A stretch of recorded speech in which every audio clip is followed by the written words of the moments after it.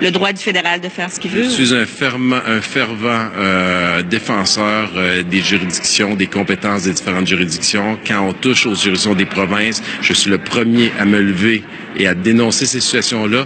Dans le cas inverse, je pense qu'il faut faire le même exercice. Quand j'étais au municipal, je défendais les juridictions du municipal. Quand je vois ce qui se passe avec le provincial, je fais la même chose.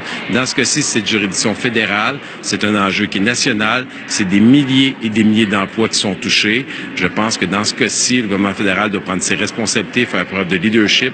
Et dans ce cas présent que l'on parle, c'est tout sauf ça que l'on a vu de la part de notre premier ministre. Vous ne trouvez pas que Justin Trudeau, ce qu'il a fait hier, c'est d'imposer sa vision du fédéralisme? Pas du tout. Vous n'êtes pas d'accord avec cette analyse-là que plusieurs font, même à Québec?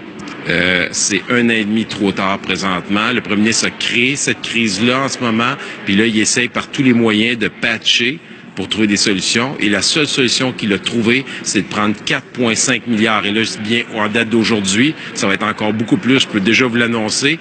4,5 milliards de gens des Canadiens, je pense que des deux côtés, autant les environnementalistes que les gens qui sont conscients qu'on a encore besoin de pétrole, puis il faut continuer à faire ce développement-là de nos ressources naturelles. Il n'y a personne en 2015 qui a voté pour que l'argent des contribuables serve à supporter l'entreprise privée. Très bien. Est-ce que sa solution, celle qu'il a proposée hier, c'est du fédéralisme de domination? Ben, je pense qu'il a été obligé d'imposer cette façon de faire-là à cause du laxisme depuis 1 an et demi qu'il a mis en place, tout simplement. Avec sa vision du fédéralisme. Non, ça clairement, vous le savez très bien. Je pense dans tous les dossiers, on regarde comment Justin Trudeau se comporte envers les provinces, dans les autres enjeux, puis on le voit dans le cas de la marijuana, on le voit dans le cas des dossiers d'immigration. Mais dans ce dossier-là, vous partagez la même vision. Oh non, vous ne pouvez pas dire que je partage la vision du premier ministre, ça c'est certain. Oui, mais en même temps, si vous la partagez, Mané, vous dites les deux, c'est de juridiction fédérale. Là, je pense qu'on essaye de mélanger les choses. En date d'aujourd'hui, là, il y a un dossier qui a dérapé depuis 1 an et demi. On est tout à fait conscient de cette situation-là.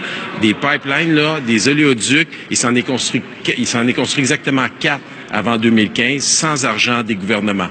Aujourd'hui, Justin Trudeau, la seule solution qu'il a trouvée pour essayer de sortir cette situation-là d'une crise, et je répète, on n'est pas sorti du bois avec cet enjeu-là, ça a été de mettre 4,5 milliards pour commencer de l'argent des contribuables. Puis là-dessus, je peux pas être en accord avec ça. Aucun pipeline. Merci.